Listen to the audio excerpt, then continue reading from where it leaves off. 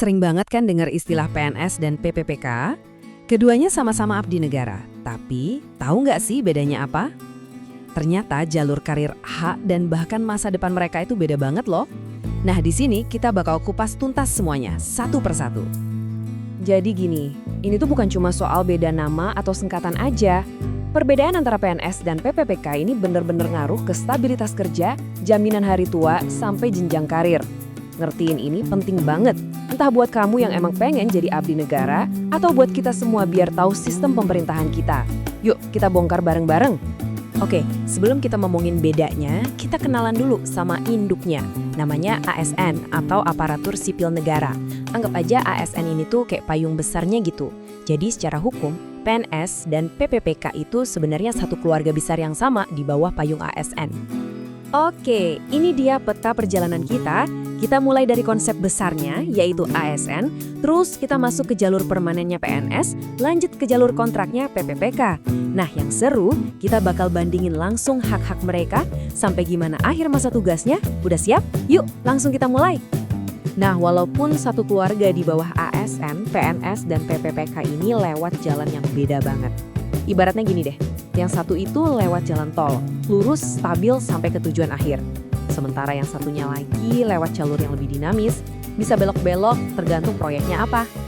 Pertama, kita bahas jalur yang paling kita kenal, jalur PNS. Nah, kalau udah ngomongin PNS, yang kebayang di kepala kita pasti apa? Stabilitas, kerja aman, pengabdian seumur hidup, sampai pensiun kan?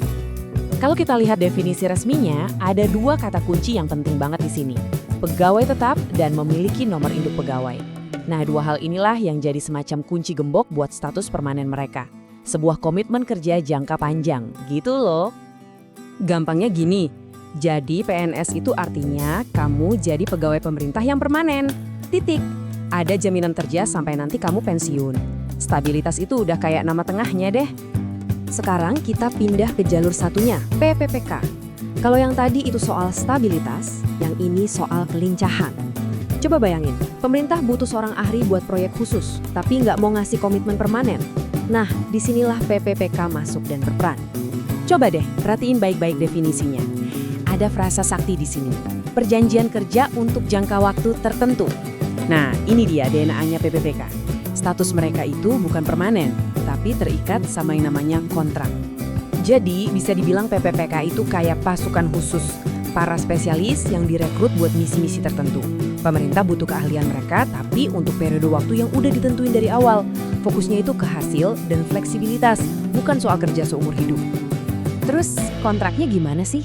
Paling singkat itu 1 tahun. Dan ya, bisa diperpanjang tergantung performa dan kebutuhan instansi.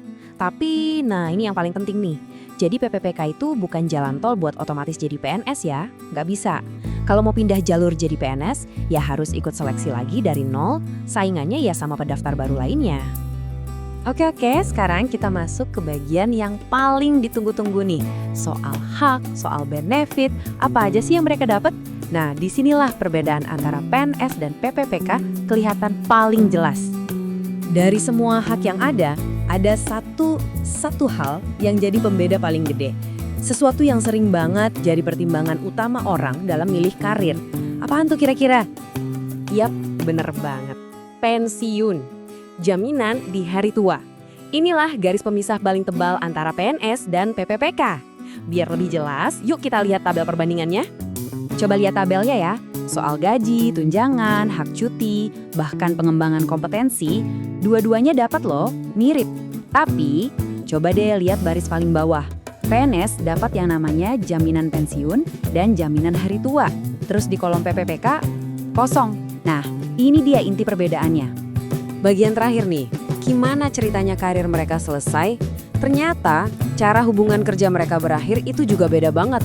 Dan ini lagi-lagi nunjukin soal keamanan versus fleksibilitas. Lihat deh di sisi PNS, karirnya bisa selesai karena macam-macam alasan. Tapi kata kuncinya ada di mencapai batas usia pensiun.